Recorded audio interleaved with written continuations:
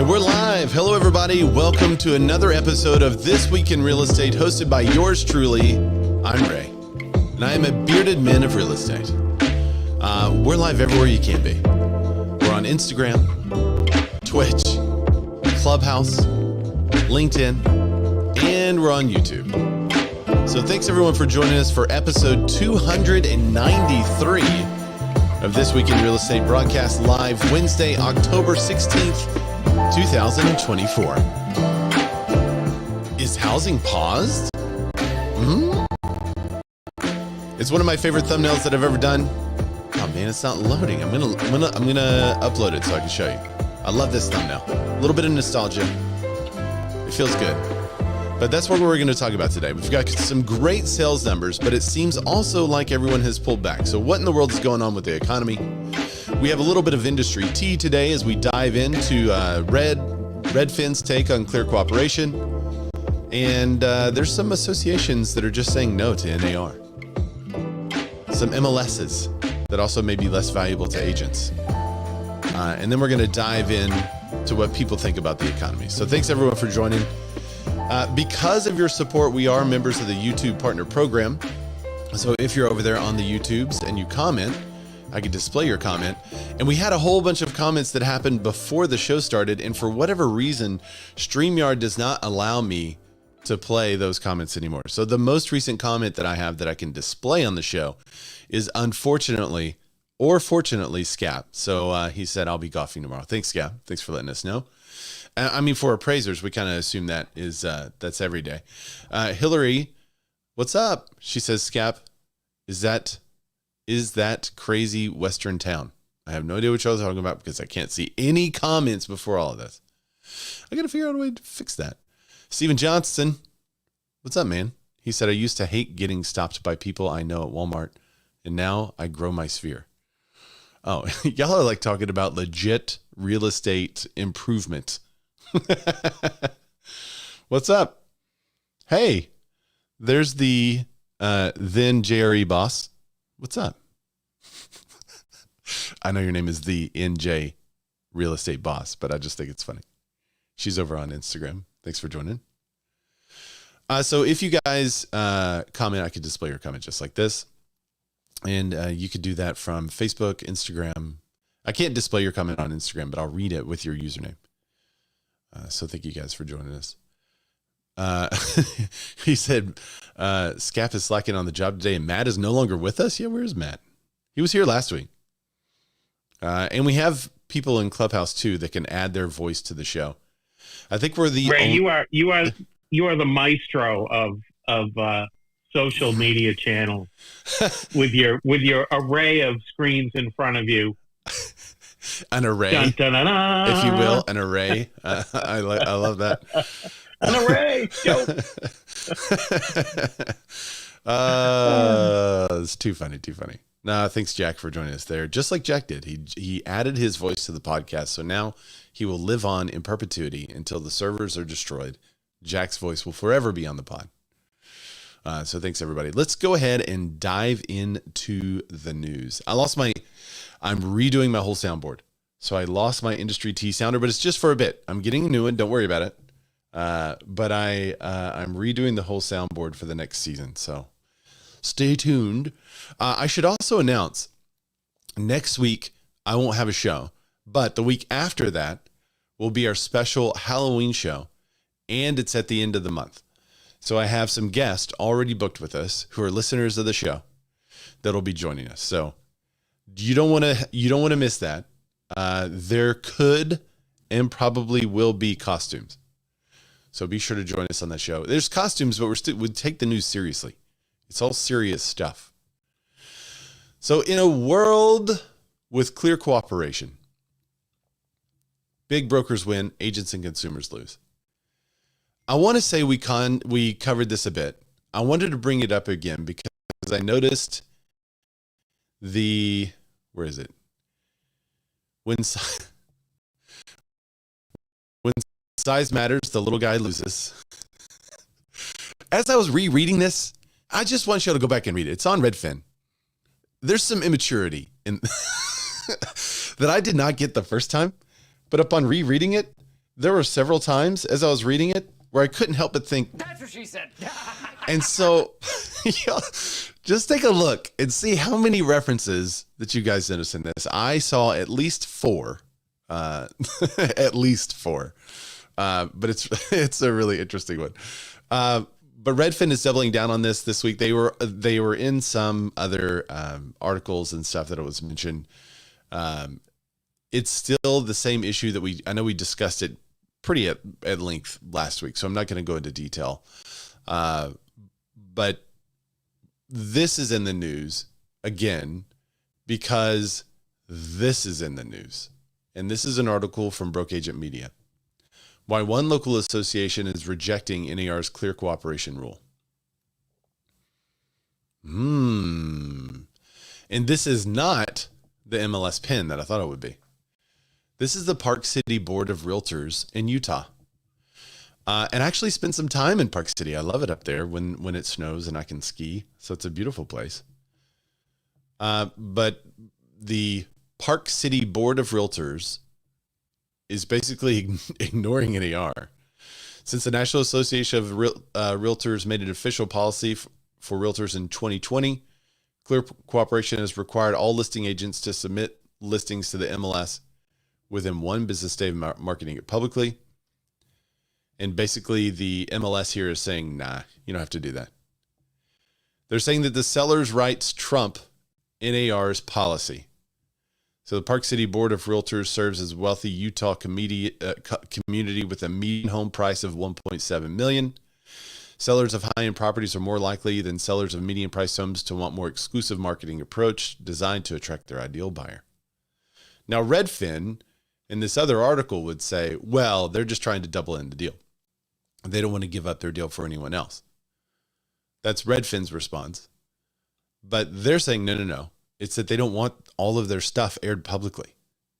They want a private sale.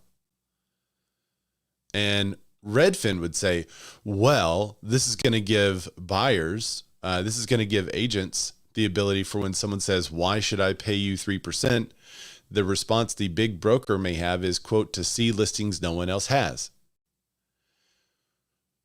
Redfin, clear cooperation policy does not stop that. You can be a brokerage and have listings that no one else has. The clear cooperation policy does nothing to thwart that. So what this is saying, what the Park City, Utah is saying is, no. We want people to be able to market it exclusively outside of their own brokerage, because that's the only reason to get rid of clear cooperation, is to be able to pull the listings out of your brokerage and market them publicly, but in a private way. There's more on the website on Broke Agent Media. And I think we've kind of covered it all last week, but they kind of basically go through the back and forth. But I just thought this was a fascinating note. And I know some of you watch the show who are in Park City. I'd love your comments if you, as you watch this later. They said, as of this month, Park City Board of Realtors is on record saying we won't enforce the rule. It's worth noting here, too, that while PCBR is officially no longer enforcing clear cooperation policy, that they have rarely penalized agents for not complying with the rule in the past. So there you go. I like that move. They're basically saying they want to take it out of the brokerage but still market it privately. So, okay. I don't see a problem with that. 55% of agents see the MLS value dropping since the settlement. Ouch.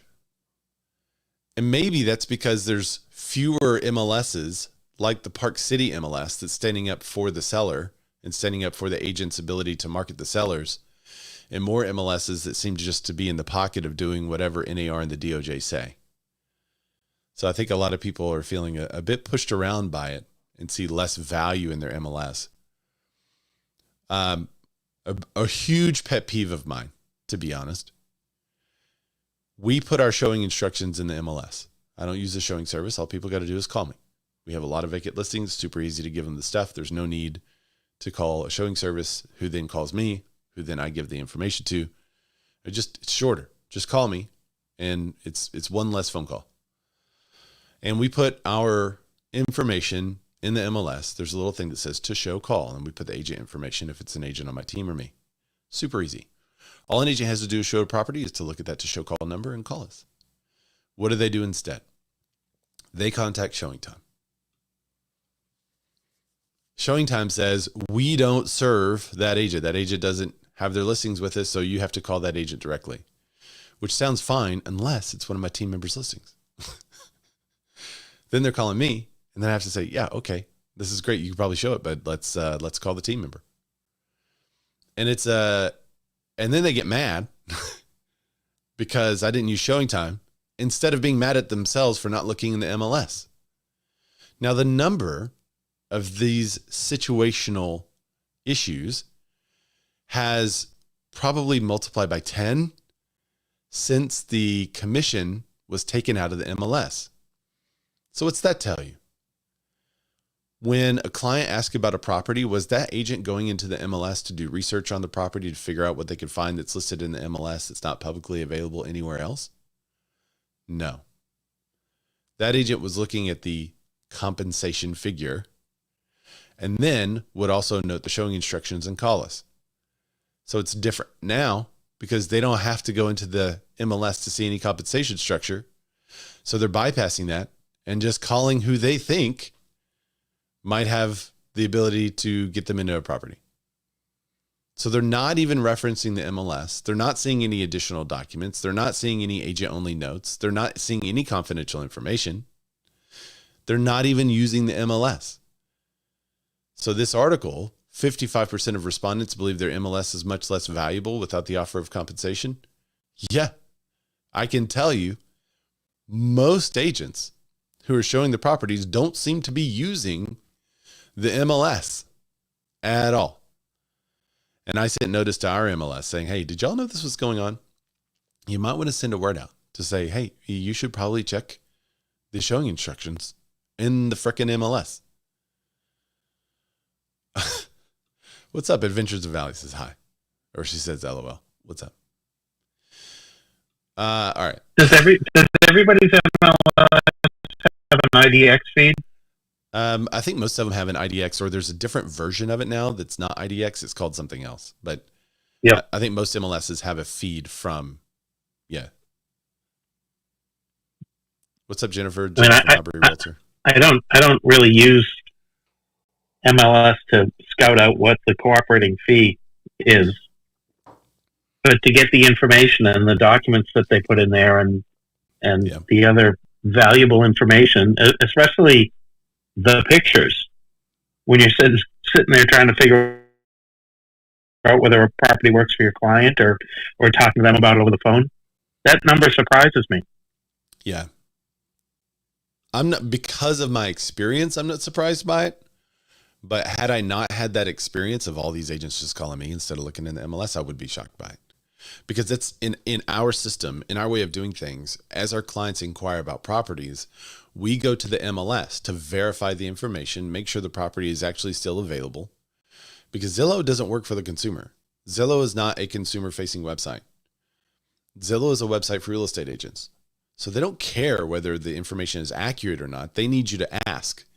And if that consumer asks, Zillow has done their job because then they connect them with the real estate agent. So why should they care if the property is still on the market or not? They do not. Their goal is to get the inquiry and then to pass that inquiry to the agent, they will then charge for the lead. So we as agents, when someone asks us about a property, where should we go? To the MLS. We should go to the thing that we're all putting our property into. And then there should be maybe some time you spend checking it out, looking at the neighborhood, doing a little research. And that's just not happening. Olivier says, pro tip number 1 to succeed, answer the phone. He says choice word there, but answer the phone. Scap says, we all know agents don't answer the phone. Honestly, I hate answering the phone. I love a text. I downloaded the entire MLS into my phone, so I know if it's an agent calling or not. And I just text me. Just text me. It's so much easier just to text me. I can give you all the information you need via text. I do try to answer when appraisers call, though, Scap, because I figure that if I go out of my way to always try to answer those phone calls and to give them the information they're looking for, then they will be kind in moments where they have the opportunity. I feel like, I could be wrong, but I just feel like they'll be like, you know what? Ray's answered like 10 questions for me this year about valuations. I know it's $1,000 off. Let's just pin it. Maybe I'm wrong, yeah, but I feel like that happens. I know you can't, don't answer that. I think the phone is the best tech tool out there, and it works much better if you're dialing out. But back to the MLS conversation that we're having. I think the last 4 years created a whole generation of laziness, and I think the next 4 years are going to be completely different, where people are actually going to be, doing their due diligence or expected to do their due diligence by their buyers, and it's not just going to be an order-taking business. So my perspective on that is that statistic of MLS use will change dramatically, and hopefully we weed out a lot of agents. Yeah, Peter Rader that don't says do their work. Peter Rader on Instagram says 100% not wrong. Lisa, let's see, CB Blomgren. Sorry if I butchered that. It could be Blomgren. Says great conversation, 100%. Yeah, I think good agents. I mean, I think obviously people are in agreement in the chats, but I think good agents are going to do it right. But I am shocked at the number of agents that are not currently doing it right. And I know it shouldn't be shocked because there is an 87% failure rate or whatever. So you would suspect that about 87% of agents would not be doing it right, which is the majority, vast majority. But it's still quite frustrating. I mean, just do your job for your people, and they don't do it. And there's no going back on that. And I think they're going to get sued. So we'll see what happens. Blomgren. Okay. So it's Lisa C. Blomgren. Let's see if there's another stat in this article. Among the survey's key findings, more than half, 55% of respondents believe their MLS will be much less or somewhat less valuable. A slightly larger percentage, 57%, say they are likely or extremely likely to maintain their NAR membership. Only 57%, with just a quarter saying they're somewhat likely, 17% not likely. A 17% drop or a 20% drop in NAR membership would be gigantic drop. So education and CE, 58% say they're satisfied with those services by the local association. There's no majority of satisfaction on the chart that we're showing on the screen. It has like professional development, code of ethics enforcement, 55%. Advocacy, 46%. Networking opportunities and events, 43%. Community engagement, 37%. Economic development opportunities, 30%. Productivity awards, 28%. No one cares about the frickin' awards. But they make you pay for them. Does y'all's MLSs make you pay for them? Or not MLSs, boards? Once we get a certain sales volume, we get the opportunity to buy our award. So yeah, y'all can see the respondents there. There's a lot of dissatisfaction, obviously. 58% is the highest that say they are satisfied with something. And that would be the satisfied plus, 58% say they're satisfied, very satisfied or satisfied. 27% on that say they're neutral. Hey, Ray. Yeah. It's Terry. What's up, in Terry? Pennsylvania. So I know with my MLS, some of the things that I do like are some of the extra things that I don't have to pay for.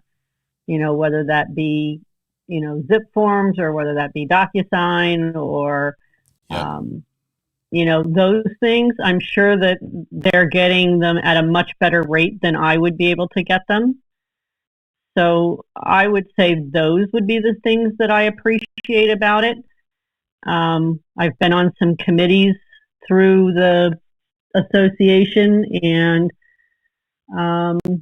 I mean, ultimately, some of it I agree with, and some of it we've been able to change, which is good.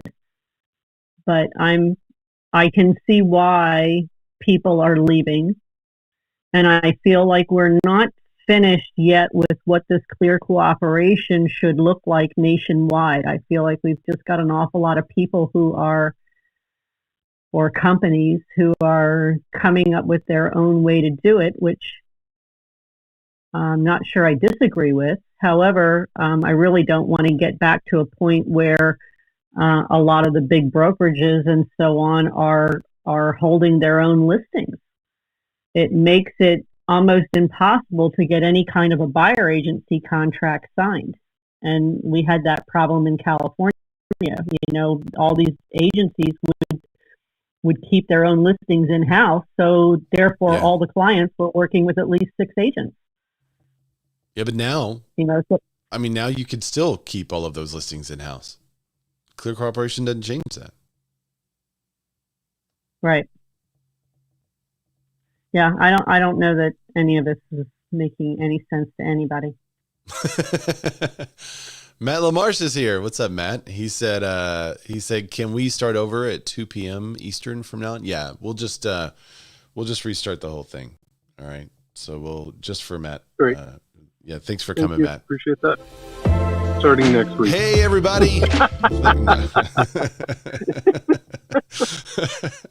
He said he really messes up his Wednesday golf plans. See, yeah. Okay. You can just be out on the course and still here. Ricky Alvarez is a new subscriber here. What's up, Ricky? He's from Montebello, California. Thanks, Ricky. Can't do that because then Scap will come up with a new excuse why he can't play on a Wednesday. That is complete and utter crap. I will make time to play you again on a Wednesday. Don't you even dare throw me under the bus like that. Scap does not like making time to lose in anything. So he. Wait.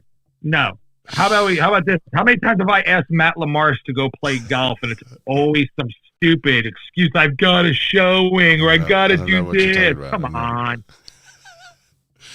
All right. Well, thanks for being here, Matt. You're just in time. You're just in time because the Alexander brothers are back in the news. You might remember they've been in some lawsuits with what's the new firm's name? Official Partners.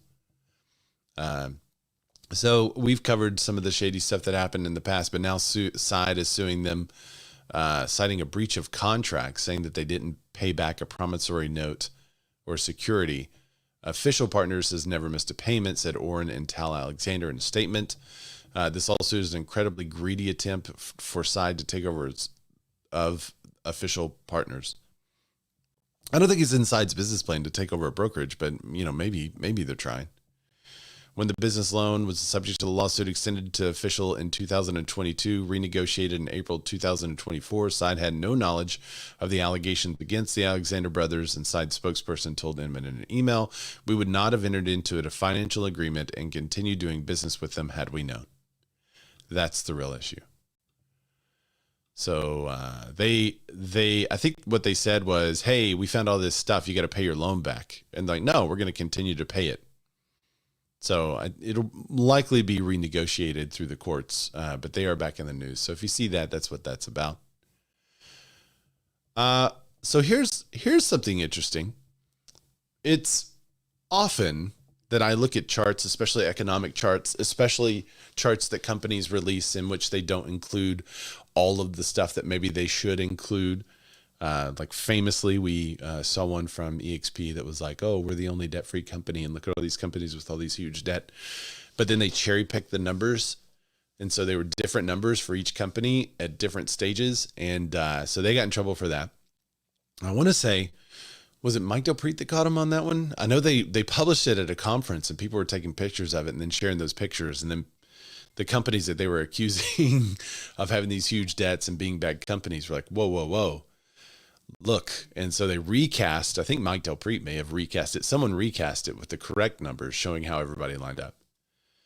Well, that's still going on, but this time it's with Pacaso, and this time, as I think it was Mike, But as someone was looking at their slide deck, they were having conversations about how to make the slide deck look bigger. And those conversations, anyone looking at the deck at the time could also see. What?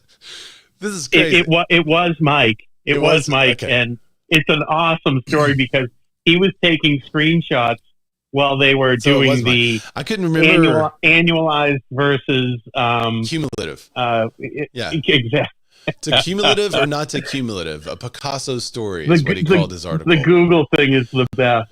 So this is so it says strong business momentum and expanding gross profits, and you could see the 1 billion and 100 million adjusted gross profit, 1 billion in gross real estate transaction and associated fee services. So this is cool. It says in our third full year, we facilitated nearly 1 billion in gross residential transactions and service fees and expanded operations to over 40 destinations in 4 countries. So what's that mean? In our third year, we facilitated nearly 1 billion. So in looking at this chart, you can see in 2021, it's got a small graph up that says 278 million. In 2022, it's got a graph that goes up to 793 million. And in 2023, its graph goes all the way up to 956 million. Obviously, they've almost done $1 billion in business this year. And on the next chart, showing the adjusted gross profit, it shows a $29 million profit in 2021, $82 million profit in 2022, and a $95 million profit in 2023, as you can clearly see by the dates at the bottom. Well, not exactly. Here is what the chart actually should look like. What? So what happened was they shared the deck. Reporter goes into the deck and is looking at this slide that shows, like the first chart, 277 million in 2021, 705 million in 2022. In 2023, it shows 208 million. Huh? That's a long way from $1 billion in 2023. Similarly, the adjusted gross profit shows 29 million, 2021, 53 million, 2022, and only 12 million in 2023. How did they get from this to this? Well, the story is in the comments, because as the reporter was looking at it, they were commenting about it. And it said, note to make this show as cumulative. Someone else said, is someone working on changing the 3 bars to annual instead of cumulative? Someone else said, I'm planning to wait for confirmation from Al or AI whether we can use anything from 2024 before modifying, if we add 2024 to this deck. Then someone else said, I added cumulative to the top, so we should add cumulative to the bottom. We won't want to shift to annual. It doesn't look great visually. So really what they're saying is these numbers are cumulative. So you add them to each other and you go from 2021 to 2023. So we have an example of the final graph. Where's the final? I thought we had an example of the final graph. Oh, you can actually see. Yes, I remember where I saw the final graph. They still have the slide deck up. Wait. So when I looked at the Google Slides document, we will go to the noted graph, and you can see now at the bottom it says cumulative gross real estate value transacted and associated service fees, and at the bottom it says cumulative gross profit. Jennifer Marbury said, I was told there would be no math. It's graphs. It's not math. It's just, it's just graphs. So be careful, guys, as you're investing in companies. Be sure you read the little notations on the chart, because this happens all the time in some of the data that we look at, where there's a little notation on the chart that completely changes the meaning of that chart. And I still think, doesn't that mean their math is still wrong, though? Because when they add The 793 million. I don't know. It seems like their math is still off, even if their chart is now cumulative, but that's just me. But they say that they've had nearly 100 million in gross profit. Isn't that interesting? So Mike Del Prete doing some investigative journalism. And he's got there's a great meme in here that said adjusted EBITDA, and it shows spinach in a pan. Then it says EBITDA, and there's like 5 spinach leaves in a pan. And then there's net income, and there's a little sliver of a burned spinach leaf in a pan. And that's basically what has happened. Very interesting, in my opinion.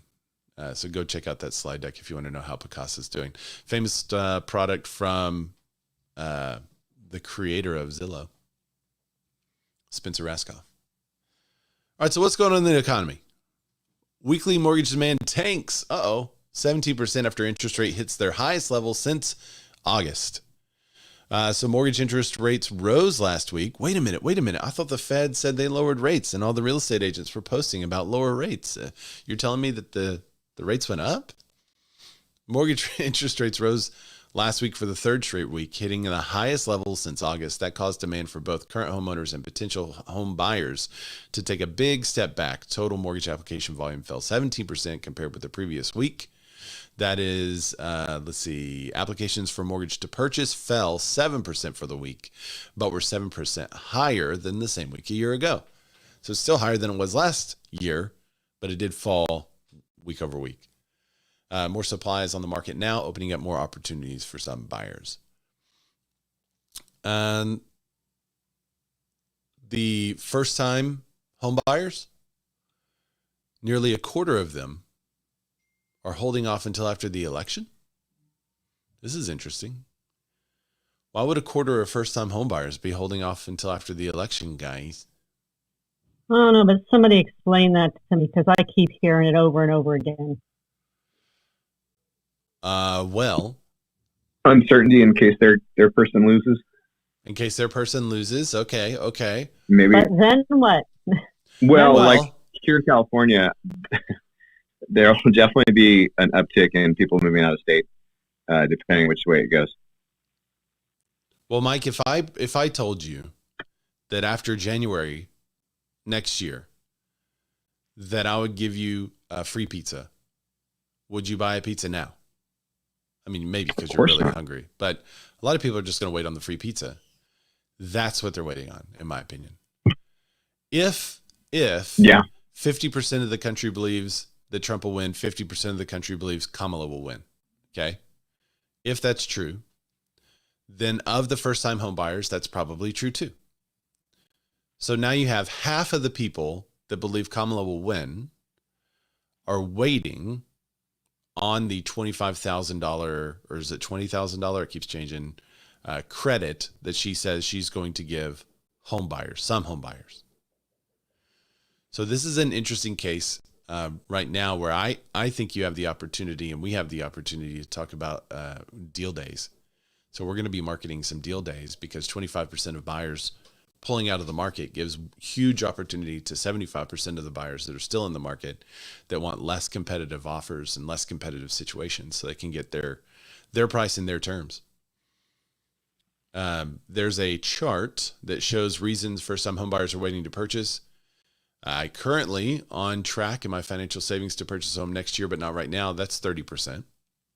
Timing works better for me and my partner, 28%, or 29 really. Harris voters say 32. Trump voters say 26 on that one.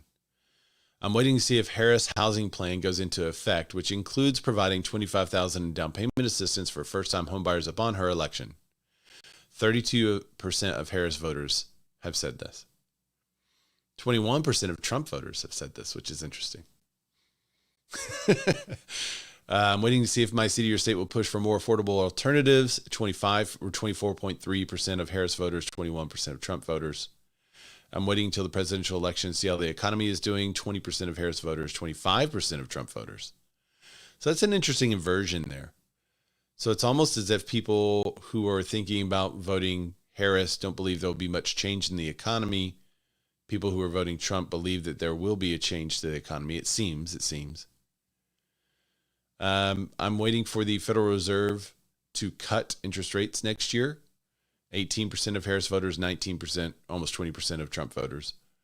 I'm waiting to see if the federal government enacts affordable housing initiatives. 18% of Harris voters, 18% of Trump voters. Well, I mean, this is embedded in the question, so it's going to get a lower score here. But I'm waiting to see how Trump will tackle issues on affordable housing. 11.5% of Harris voters, 25% of Trump voters. I'm expecting specific home to go on the market. Nothing else is higher than like 15%. So,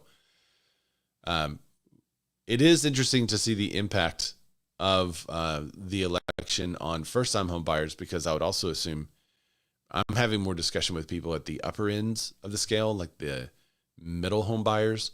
The top ends, they're buying and doing whatever they want, regardless of the election.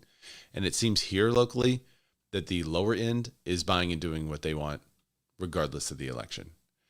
So I know this is their poll. Maybe nationally, the numbers are different. Maybe in big urban areas, the numbers are different, where there's more.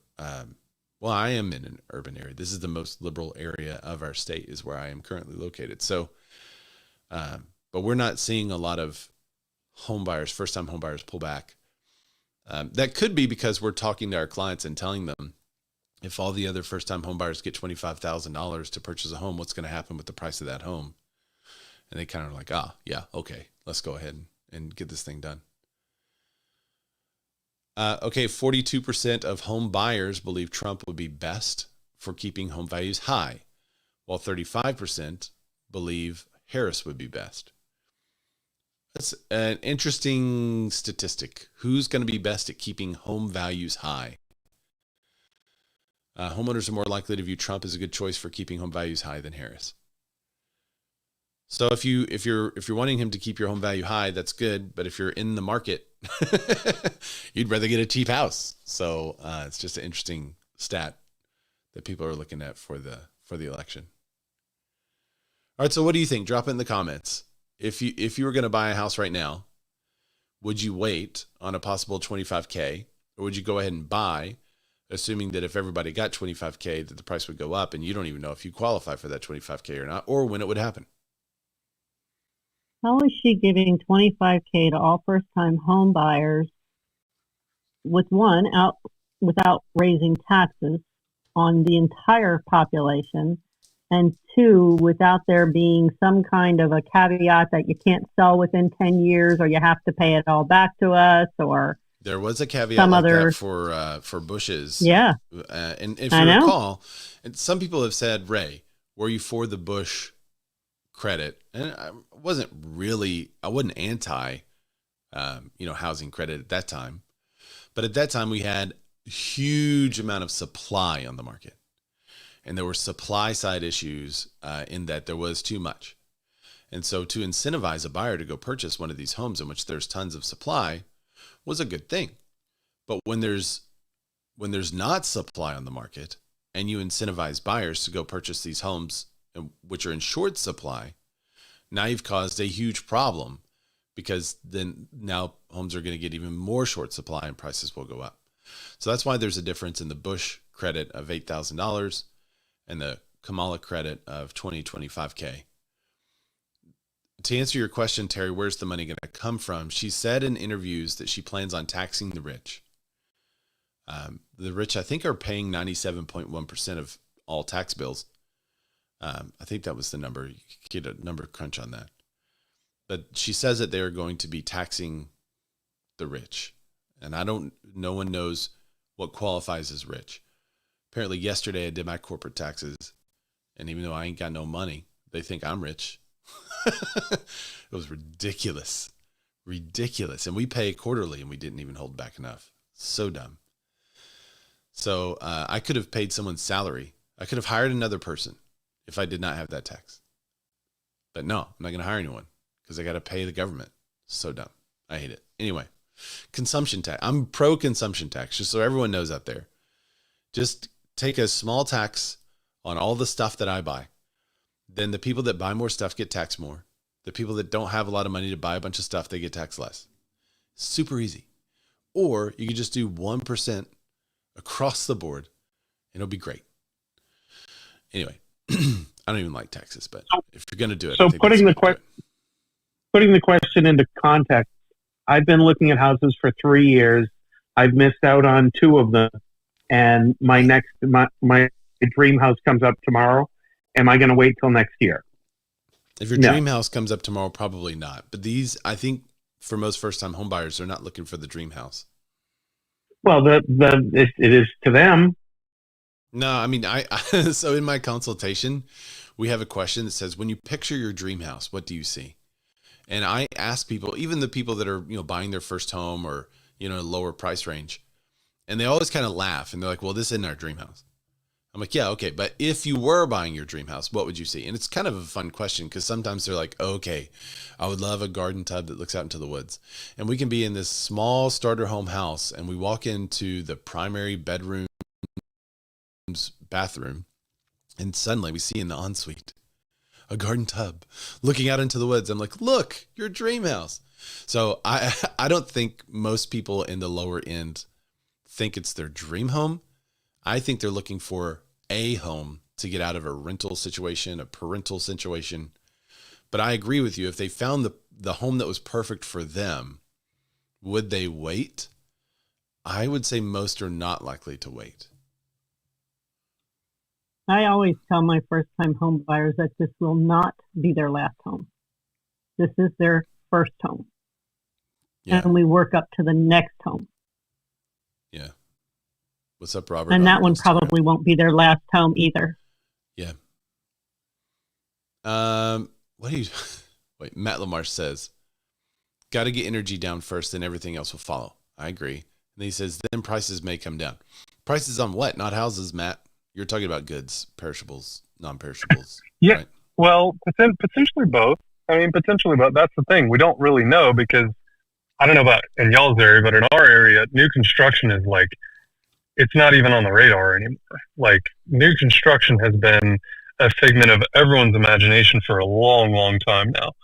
And so if energy prices come down and the price of every other bit of goods come down, that means people will be in a different financial situation overall. And I've talked with a lot of first-time home buyers here recently. I think that one video on YouTube I did really popped off for some reason. And now all these first-time home buyers are coming out of the woodwork going, yeah, it doesn't really matter who gets elected because regardless of who gets elected, this may happen or that may happen, but now we can afford it. Because we've seen so many price reductions here locally that a lot of what would be out of reach homes are now within their reach. And so the people that are holding back are my luxury buyers and the people over, I'd say like 750, $1 million, because they're like, well, depending on what happens with these tax cuts or lack of tax cuts, we may be selling this house and downsizing or right-sizing to compensate for whatever idiot is in the White House. whichever idiot. Nice. Well put. Yeah, I'm not seeing that as much in that price range. But that price range for us is a luxury buyer. And our luxury buyers are just kind of doing what they want. A lot of them are waiting around, but they're waiting around to find more like what Jack said, the perfect home or their dream home. Our middle of the road folks, the 350 to 500, they're the ones that are waiting and have communicated that mostly, which is interesting that this article says that it's 25% of the first-time home buyers, which is generally below 300 here. So, but I have been meeting more and more people that are purchasing closer to 300, 350 as their first home, and they just didn't buy that one. Back in the day, we'd get out of college and you go buy a house, and they just didn't do that part. So now their first home, they're kind of skipping the first home and going right into the move up. It is still important to renters. Renters are nearly twice as likely as homeowners to say housing affordability impacts their pick for president. I guess that's probably, I would say that makes sense. I mean, I'm not surprised by that. The share of overall respondents who rated housing affordability as a top 3 issue is 25%. So it's 31% of 31.6% of renters and only 17.1% of homeowners. So, I mean, it makes sense because homeowners who are currently owning a home, a lower percentage of them are currently looking to sell and buy a higher percentage of renters who are always thinking about their last rent day. I mean, that makes sense that a higher percentage of those are thinking about it. Agent Leaper on, what's up, man? What's up, Chris? On Instagram says, I got to jump on a meeting, but we're also seeing a pause in Southern Cal. Entry buyers and luxury buyers. He said price reductions left and right, but very few to zero offers. Wow. And see, I was on a mastermind yesterday with someone that said they're still getting multiple offers, and she had to put in an offer in, I think she's in Long Island.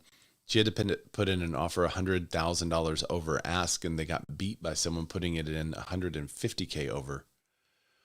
So it's very market dependent right now. That's for sure. Yeah, we're still getting multiple offers here on most things.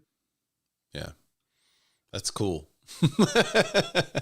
I can remember people around the country getting multiple offers, and we were like, yeah, it's like 90 days on market here. And people are like, what? 90 days on market? That's crazy. But that's why we're going to start advertising deal days right now and just finding the best deals on the market and trying to get people out there to go see them right now. Kind of doing like a countdown, like these deal days will only last until January, just like Amazon does. It gets me to buy stuff. Our mortgage rates don't seem to be budging much. So those who said that they were waiting until the interest rate drops, this would be a great discussion for them. Good email to send around is like rates may not get any better. So if you're thinking about buying, just go ahead and do it. The core CPI, which excludes volatile food and energy categories, rose 0.3% in September, month over month. That's up 3.3% from a year ago, a touch higher than expectations, 0.2% month over month. Looking at under the hood, the main category keeps inflation slightly above the Fed's target. Shelter inflation fell to 0.2%. So today's inflation data keeps the Fed on path towards a 25 basis point cut at their November 7th meeting. But much depends on the November 1st jobs report. Have there been revisions to the last jobs report yet? Anybody want to do a number crunch on that? I haven't seen them, but they came out and said it was plus 250K, I think. I don't know when those get revised. Sure, Jake. No, there's people asking about revisions because the whole huge 818,000 job revision down. But I don't see any revisions lately. All right, last article. Is this the last article? Man, today has flown by. We've covered so much in such a short period of time. Oh, and I forgot to show you I'll bring it up in just a second. Pending home sales posts biggest increase since 2021. So this article is from October 10th. This was big news. Mortgage rates jumped over the weekend, which could deter some buyers. That's last weekend, so yes, that's what we're seeing right now. But pending home sales improved because buyers came out of the woodwork in late September after the Fed interest rate cut. So it's interesting that home buyers are right now more sensitive to rate cuts than I think they ever have been, or more in tune to rate cuts. Jennifer Marbury, realtor in Oregon, said, my last listing went $75,000 over ask with 3 offers. Only 3? Your market's crashing, Jen. Lisa said, great live. Thank you for the live. Thank you for joining us, Lisa. So pending home sales rose 2% from a year earlier. Let's see. Sales falling in coastal Florida due to Hurricane Helene and now Milton, of course. That makes sense. And then there's the leading indicator chart that they have there on Redfin. So check that out. In summary, housing market's volatile, and it's also very local. So if you're wondering, or you have clients wondering what's going to happen with the housing market, I would suggest you look at exactly what's happening in their area, around the neighborhood in which they live. I would suggest finding loan programs that may be right for them in the specific area they're in, and partnering with vendors to see what other specials and how you can make it a better deal for someone purchasing your property without the money coming out of the pocket of your seller. If you have buyers and they're wondering if they should wait or what they should do, Remind them that even if a president wants to offer 25K or 8K or 10, whatever it is, all that stuff has to get through Congress. All that stuff has to get approved. All that stuff has to figure out how to be paid for. So the likelihood of them having access to that money soon is low. And they may not qualify for the 25K. So they may wait all that time. Meanwhile, the price on the home they want continues to inch up, and they wait all that time, and they wind up not being eligible. So they go in to purchase it anyway. The price of that home has inched up, but now there are people in the market who are eligible and have an extra 25K to spend. So now the price on that home is going to go up, and it's going to hurt the person that's not eligible or doesn't qualify for the 25K and has waited on that 25K to purchase because they didn't take advantage of the appreciation, and now they can't purchase because they're getting bid out by people that have more money. So now their loan value is less. You can buy less home for the same loan. However, if they do purchase today, they have two opportunities to make additional money. One is on the standard appreciation that happens. And then two is if someone does win a presidency who then says free pizza for everyone and $25,000, and you're living in a home that would qualify for that, suddenly what happens to your equity? It begins to rise. So now you're making money from the grant that's out there for some people that you wouldn't have qualified for anyway. So the question is not if you should buy right now. The question is, which house should you buy that's right for you? That way you can take advantage of the appreciation in two ways, and you don't get screwed. The other possibility is that you wait and Kamala doesn't or isn't able to do the 25 because she either lost or because it doesn't get approved. So no one gets the 25. Then there's two things that could happen. If Trump is the president, you could see a massive increase in home values. You could see a return of a roaring economy.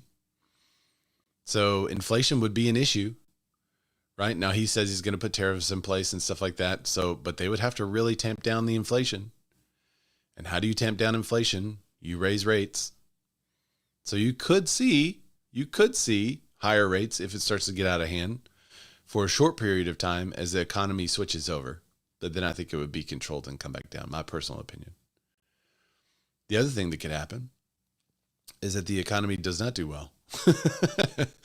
And now there is no appreciation of that home, but you don't have to worry about it because if you're in a house and you don't plan on selling for the next 5 or 10 years and you only get 3% appreciation, which is average for the year, then what's the problem? You're not selling. You're in your home. So this is great. You're enjoying your house. You're painting the walls whatever color you want to paint them. And you didn't lose out or miss out. So I think there's very little downside to purchasing now if you're in the market and you want to buy and you're buying within your range of affordability. The thing you have to watch out for is buying or paying more for a home right now than you could actually afford and relying on a rate drop in the future for you to refinance so that you could then afford your home. That's a danger zone. Don't do that. But if you find a house you like, and you can afford it, it's going to be a better situation than if you were to rent. So that's my 2 cents. All right, Clubhouse, anything to add to it? That's the last of the articles for today. No. What's up? What's up, Cindy? We talked about Park City at the beginning of the show, Cindy. I don't know if you were here. Armando's in the house. What's up, Armando? That was like a little Andy Rooney at the end of your pod today. Was it an Andy? What kind of show is this? He just played it all out and yeah. Maybe I should get it like a segment. And didn't he have a segment? It was like a. Yes, he did. What was it called? Do you remember what it was called?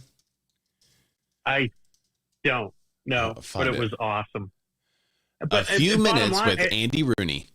That's what it was.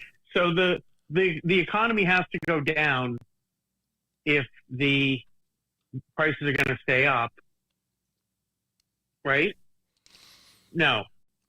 Good economy, high prices. Bad economy, low prices. So I for think the only for homes specifically, home prices have not gone down in history in any 10-year period except for one, and that was 2008. So home prices are going to continue to go up. So the longer a buyer stays out of the market, the worse it is for that buyer, even if it's only by 3% a year or 6% a year, just your standard appreciation rate. So it's always better to be in the house. Yeah, my point was that some people voted in the survey for two different things with two different expectations. If that makes sense. Yes. Yeah, in the Redfin survey, we want a strong economy, but we want low housing. Correct. And they said that Trump was more likely to keep home prices high, which is true, but in my opinion, also more likely to positively impact affordability because of not by giving grants, but by improving the economy so people are making more money. That's the way to get more people to afford a home, is to get more people to make more money. Rates only get better measurably if we have higher unemployment. Yes. And that's going to unlock a lot of inventory, and that's going to stabilize the market. And I could see it, pushing things back to a normal market, which will feel like some depreciation in housing prices. Yeah. Right now, everybody's holiday hiring, so we won't see the reduction until they lay everyone off in January. We'll see if they're hiring. The past couple of years, they haven't holiday hired like they had much, huh? I think it was 2018 was like a huge boom in holiday hiring, and I don't think they've had that boom since then. It's been a little bit lower. I know some retail outlets here are just looking for a couple of people, but it's not the craziness that it used to be. I wonder how much of that is attributed to online shopping. I think Optimus is going to fill all those jobs. Yes, especially, think about the mail delivery, right? That's the huge one during holiday, is because that mail delivery goes nuts because everybody's getting stuff shipped to their houses, and then all the Christmas cards and all the correspondence that happened during that time of year. So, I mean, they're going to be the ones that really hire, but as soon as they can robot that stuff out, that's going to be super efficient, and those jobs are going to be gone. But there are a lot of people speculating that the jobless claims, I think Vance said there's about 7 million men who are not employed, that are not counted in the unemployment figures, because they fall off after a certain amount of time. So that I don't know what the real unemployment figures are. It's a few minutes with Andy Rooney, by the way. A few minutes with Andy Rooney, right. A few minutes with Ray Allen. I'd rather see Ray do what grinds my gears, like Peter Griffin. Is that a segment? I didn't know this. Yeah. You know what really grinds my gears? Oh, yeah. That's hilarious. That'd be more entertaining. Indeed. Oh yeah, it's like a full segment he's got.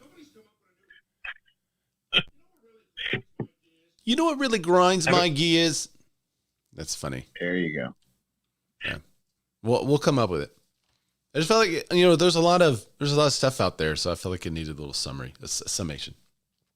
It was great. Thank you. Yeah. Have a great weekend, guys. Yeah, thank you guys for joining the show today. I appreciate it. Y'all can always follow me at Ray Zorback, RayZorback, everywhere good Razorbacks are sold.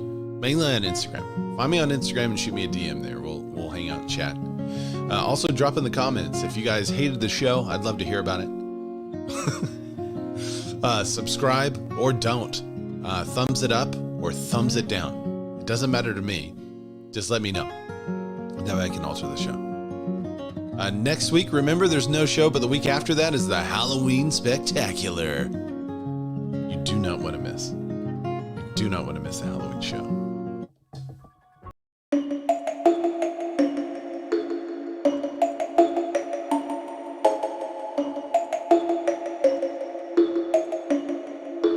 I don't get taken off of YouTube. All right, bye, everybody. See y'all next time. 2 weeks.